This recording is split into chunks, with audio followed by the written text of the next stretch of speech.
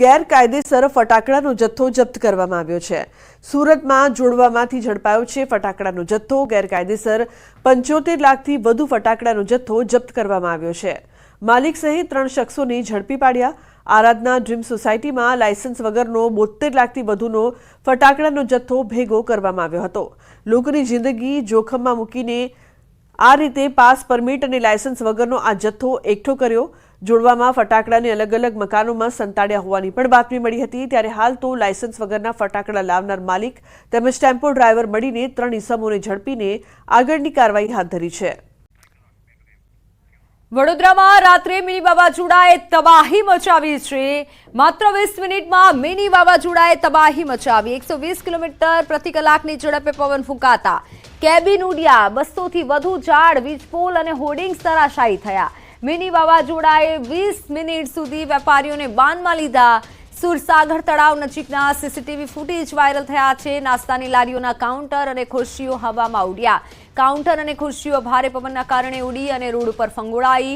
Road ઉપર ઉડી અને જઈ રહેલા કાઉન્ટર અને ખુરશીઓ લેવા વેપારીઓએ દોડધામ મચાવી। ભારે ભરખમ કાઉન્ટર ઉડતા પાર્ક કરેલી ઘણી બાઇકને પણ નાનું મોટું નુકસાન પહોંચ્યું છે। ઓનલાઈન પર સંવાદદાતા હાર્દિક જોડાઈ ચૂક્યા છે। હાર્દિક, જે સીસીટીવી સામે આવ્યા છે જેમાં ભયંકર વાવાઝોડું આવ્યું હોય તેવું જોવા મળી રહ્યું છે।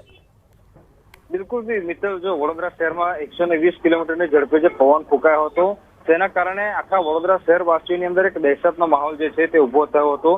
ત્યારે જે વાવાઝોડું છે તેને જે નાના વેપારીઓ હોય છે તેમને બાણમાં લીધા હતા। આ દ્રશ્યો જોઈ રહ્યા છો તે સુરસાગર તળાવની સામે ફૂડ કોર્ટ આવેલું છે ને ત્યાં જુદી જુદી નાસ્તાની લારીઓ જે છે તે ઉભી રહેતી હોય છે। ગઈકાલે જયારે 120ની ઝડપે પવન ફૂંકાયો ત્યારે સીસીટીવીમાં જે છે ચોંકાવનારા અને ડરાવના દ્રશ્યો જે છે તે કેદ થયા છે।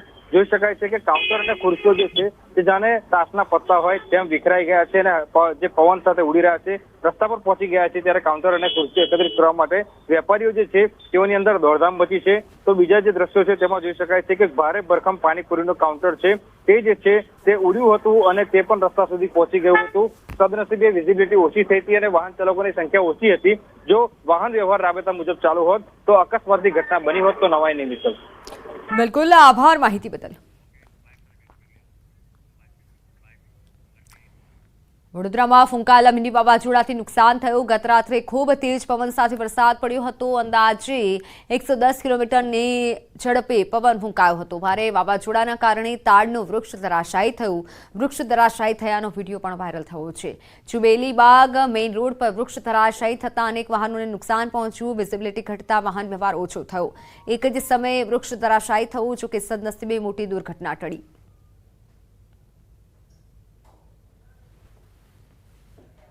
વડોદરામાં તેજ પવનથી ઝાડ પડતા એકનું મોત નીપજ્યું। પાદરામાં વૃક્ષ પડતા બાઇક સવારનું મોત થયું। ગઈકાલે ભારે પવન સાથે વરસાદ પડ્યો હતો। તેજ પવન ફૂંકાતા શહેરમાં અંદાજે 200 જેટલા વૃક્ષો ધરાશાયી થયા છે। ઘણા ભાગોમાં પતરા, હોર્ડિંગ્સ, બેનરો તૂટ્યા છે।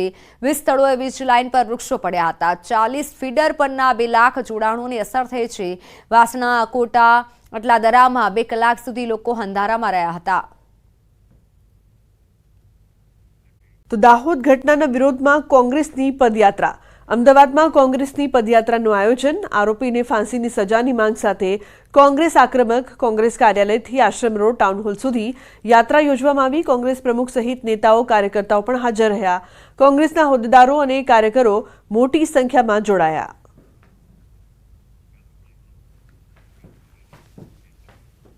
દિવસ બાદ સારા સમાચાર। ભારે વરસાદથી પાક નુકસાન સહાય અંગે મોટા સમાચાર। ગુજરાતના ખેડૂતો માટે મહત્વના સમાચાર। ખેડૂતો માટે સહાય 2 દિવસમાં જ થઈ શકે છે જાહેર। કૃષિ મંત્રી રાઘવજી પટેલે 2 દિવસ બાદ સારા સમાચાર। ભારે વરસાદના કારણે પાક ધોવાણ અને જમીન ધોવાણના સર્વેની કામગીરી થઈ શકે છે પૂર્ણ। રાજ્ય સરકાર ટૂંક સમયમાં નુકસાનીમાં સહાયની જાહેરાત કરશે।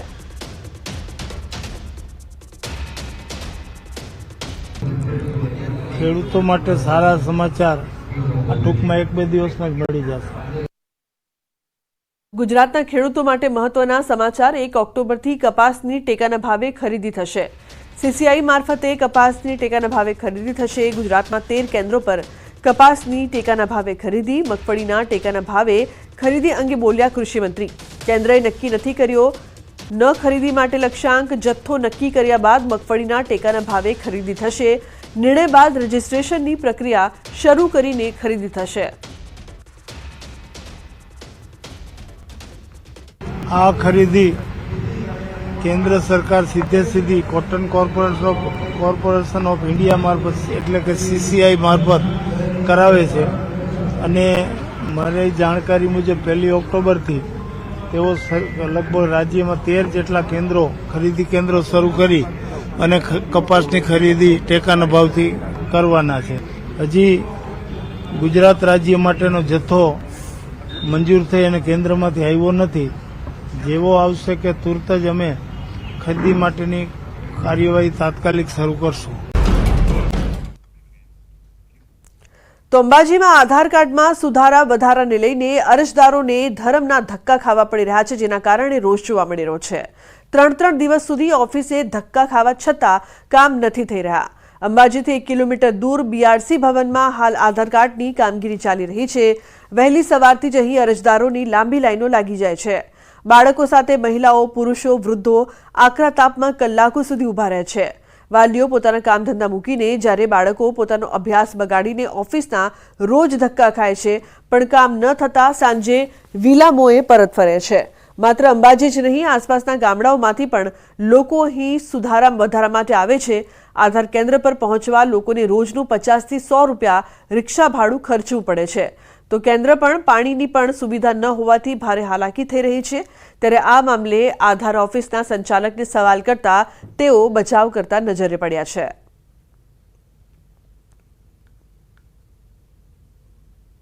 સાહેબ, અમે આધાર કાર્ડ માટે મોબાઈલ નંબર લિંક કરવા માટે આવીએ તો કમસે કમ 4 થી 5 દિવસ થઈ ગયા છે. અમને નંબર આવતો નથી. અમુક લોકો નંબર લેવા માટે 7 થી 7:30 વાગે લાઇનમાં ઊભા રહેશે. પછી લાઇનમાં ઊભા રહે, નંબર આજે આવ્યો તો ઠીક છે, નહીં આવ્યો તો કાલે આવજો એવું કહી દેશે.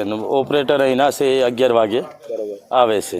અહીંયા પાણીના પીવાની પણ વ્યવસ્થા નથી અને આધાર કાર્ડ અપડેટ કરવા માટે આવેલા છીએ, પણ અહીંયા 3 દિવસથી તાળા મારેલા છે અને બધા તડકામાં ઊભા છે અને કોઈ વ્યવસ્થા નથી. અહીંયા 3 દાડાથી સાહેબ ધક્કા ખાઈએ છીએ, પાણી પીવાની સુવિધા નથી. 3 દાડા થઈ ગયા છે. નાના છોકરાને 6 વાગ્યાથી સાહેબ આવીએ છીએ. આધાર કાર્ડ માટે પેલો છોકરાને ભણવા બિહાડતા નથી, એટલે છોકરાને દોડાધમ કરાવે છે રોજ અપડેટ કરવા માટે. સાહેબ 11 થી 5 વાગ્યાનો એનો ટાઈમ છે BRCનો આધાર કાર્ડનો, અને આધાર કાર્ડ કાઢવા માટે સવારે 11 થી 5 વાગ્યા સુધી અમે સતત મહેનત કરીએ છીએ અને દિવસના વધારેમાં વધારે 50 થી 60. અને બીજી વસ્તુ સોફ્ટવેરમાં પણ પ્રોબ્લેમ ચાલી રહ્યો છે, એટલે કામ ધીરે ચાલી રહ્યું છે, બરાબર. જેના કારણે 50 લોકોને આધાર કાર્ડ નીકળે અને બારે લાઈન લાગે છે 80-90 લોકોની. ખ્યાત એશિયાઈ સિંહોના રક્ષણ માટે કેન્દ્ર સરકારે મહત્વનો નિર્ણય કર્યો છે.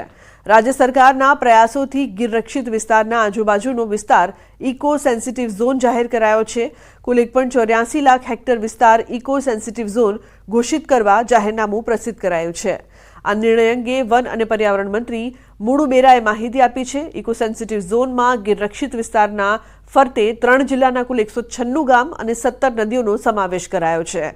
નવીન ઝોનમાં જૂનાગઢ, અમરેલી અને ગીર સોમનાથ જિલ્લાના વિસ્તારોનો સમાવેશ કરાયો, જ્યારે 24,000 હેક્ટરથી વધુ વન વિસ્તાર તેમજ 1.59 લાખ હેક્ટર બિન જંગલ વિસ્તારનો સમાવેશ કરાયો છે. આ નિર્ણયથી સિંહોની સુરક્ષામાં વધારો થશે.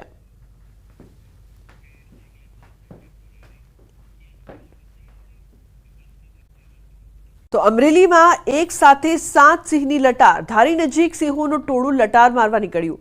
પરબડી ગામના રેલવે ફાટક પાસે 7 સિંહોનું ટોળું જોવા મળ્યું. વરસાદી માહોલ વચ્ચે 7 સિંહો રેલવે ફાટક નજીકથી પસાર થતા જોવા મળ્યા. 7 સિંહો થયા મોબાઈલ કેમેરામાં કેદ.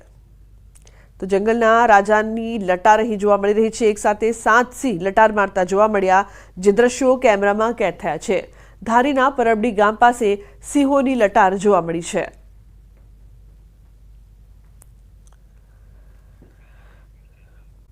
ગાંધીનગર અમદાવાદ રોડ પર ભરાયા છે પાણી. નર્મદાની મુખ્ય નહેર પાસે પાણી ભરાયા છે. પાણી ભરાતા ટ્રાફિક જામના દ્રશ્યો પણ સર્જાયા. અતિશય દુર્ગંધ મારતી હોવાની વાહન ચાલકોની ફરિયાદ. વાહન ચાલકો પાણીમાંથી પસાર થવા મજબૂર બન્યા છે. જો કે રોડ પર પાણી ક્યાંથી આવ્યું તે પણ એક મોટો સવાલ ઊભો થયો છે. થરાદમાં ખેડૂતની નજર ચૂકવીને ગઠિયો 1.40 લાખ રૂપિયા ભરેલી થેલી લઈને ફરાર થયો. દૂધ વધારાના આવેલા રૂપિયા લઈને ખેડૂત દાગીના બનાવવા થરાદ ગયા હતા, ત્યારે થરાદના ચાચર ચોકમાં સોનીની દુકાનમાં ખેડૂત દાગીના જોઈ રહ્યા હતા। આ સમયે ગઠિયો ખેડૂતની નજર ચૂકવીને દુકાનમાં ઘૂસી પૈસા ભરેલી થેલી લઈ ફરાર થયો। જો કે ચોરીની સમગ્ર ઘટના સીસીટીવીમાં કેદ થઈ છે। પોલીસે સીસીટીવીના આધારે તપાસ હાથ ધરી છે।